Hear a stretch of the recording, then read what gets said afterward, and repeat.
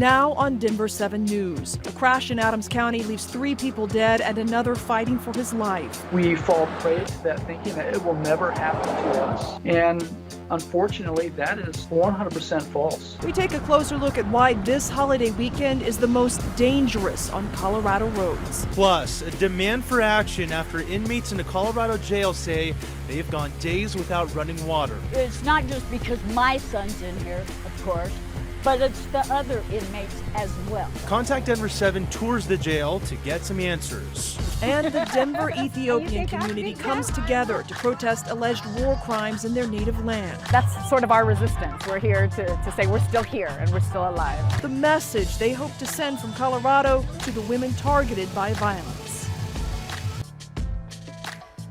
You are taking a live look right now from our CDOT camera along I-25 north at the and I-70, the Mousetrap. Things are moving pretty smoothly on this Labor Day weekend, but CDOT anticipates Monday afternoon to be the busiest for eastbound traffic on I-70 as people start to head back home after the holiday.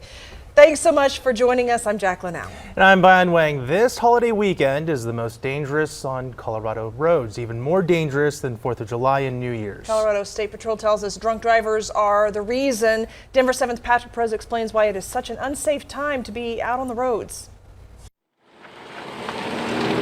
Mangled car parts litter the ground near East 136th Avenue and Riverdale Road in Adams County, the remnants of a deadly crash Saturday morning. We fall prey to that thinking that it will never happen to us. And unfortunately, that is 100% false. Sergeant Troy Kessler with Colorado State Patrol says the driver of an SUV drove past a stop sign and went airborne into a drainage ditch. All 3 passengers, a man and 2 women, died at the scene, one of them as young as 18. The driver is in a hospital fighting for his life. I'm sure they all thought it would never happen to them. And unfortunately, their lives got cut short. Investigators believe alcohol and speed were factors. An all too common occurrence on Labor Day weekend, the most dangerous holiday period on Colorado roads. It's even worse than 4th of July and New Year's, according to data from CSP. You just had a great summer. It's coming to an end. Pools are going to be shutting down.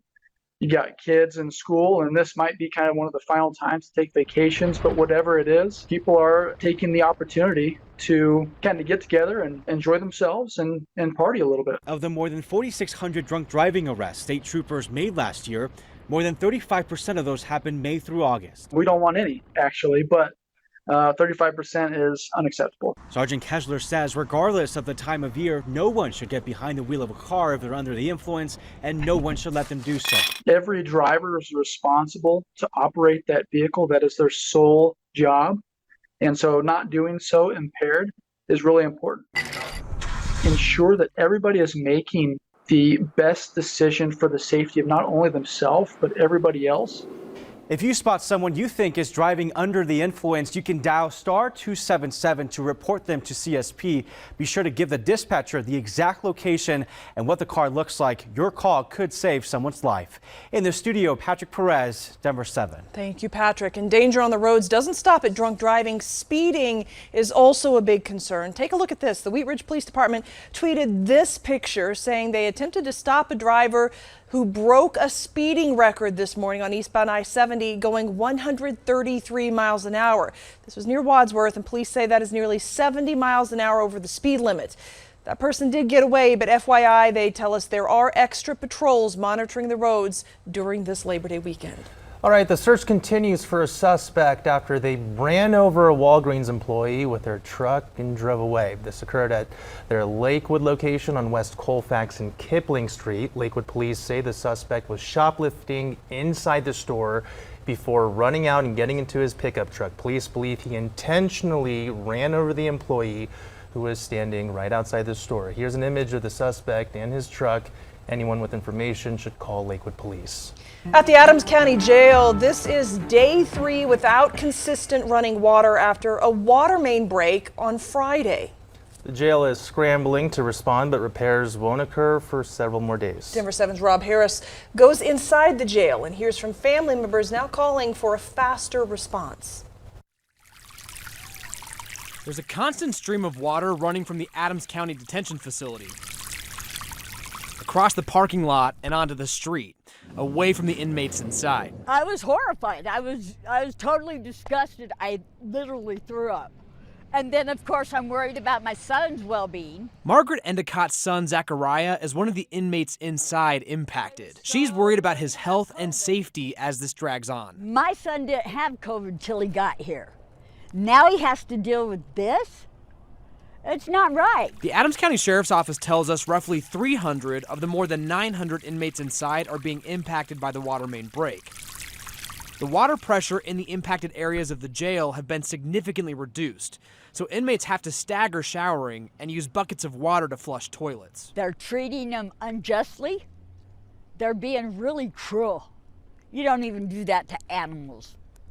I would hope not. We went inside the jail with Sheriff Rick Reigenborn and asked him why repairs are being stalled until Tuesday. We're afraid that if we dig up that main break, we're not going to be able to get the parts needed to fix it. If we can't get the parts we need to fix that, then we'll have to shut all of the water off to the facility completely. And so we figured some water is better than no water as we go through this problem. So is there an option to move inmates that are in the impacted part of the facility to a place that has consistent water?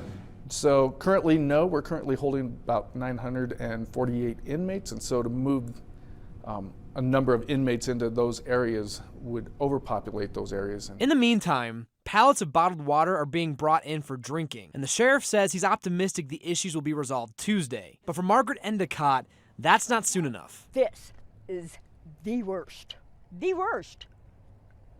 And I just can't fathom the idea that they have to be like this. I understand things happen, but this is taking too long to unhappen. For Denver 7, I'm Rob Harris. An update tonight. The Adams County Sheriff's Office actually criticized our reporting on Facebook, saying we failed to mention the hard work and dedication it takes to overcome this unprecedented event. We will keep you posted on when the water comes back on. Tragedy tonight in Canada. Authorities say 10 people are dead and 15 others are injured in a series of stabbings. According to authorities, the stabbings occurred at 13 different scenes in the Saskatchewan province. Police have identified the suspect as Damien and Miles Sanderson, who are still on the run. Police say the two men targeted some of their victims, but also randomly attacked the others. There were many more victims who may have possibly driven themselves to the hospital. Donald Trump and the MAGA Republicans represent an extremism that threatens the very foundations of our republic. President Joe Biden there with harsh words for the so-called MAGA Republican agenda Thursday. He called it a threat to democracy. The president is hoping to recast the November midterms as a choice between those who want to save the, quote, soul of the nation or those he says are a danger to democracy. Now we are hearing responses from lawmakers and former President Donald Trump. Republicans were quick to criticize the president's speech, calling it divisive. Meanwhile, Trump used this opportunity to speak at a rally in Pennsylvania, hinting at a possible presidential run in 2024. It basically condemned all Republicans who supported Donald Trump in the last election. That's over 70 million people. And, you know, saying that Republicans are a threat to democracy is really a slap in the face. I may just have to do it again. You'll be staying tuned. But first, we have to win a historic victory for the Republican Party this November. Now, President Biden is also set to visit Pennsylvania on Monday for the third time in just a week. The Denver Tigray Ethiopian community came together to celebrate Ashenda at Axum Park today. Ashenda is a festival originating in the Tigray region in Ethiopia to celebrate womanhood, sisterhood, and girls' empowerment. Organizers tell us this year's Ashenda celebration is important as the Tigray region has been under siege by the Ethiopian government for almost 2 years. Many people at the festival today haven't been able to reach their loved ones in their native land. As devastating as this war has been, it brought out this resiliency among multiple generations of Tigrayans to say, we will survive for you. And so that's part of what we're doing today. Denver has the largest Tigrayan community in the country. coming up. It's a roller coaster of emotions for sure.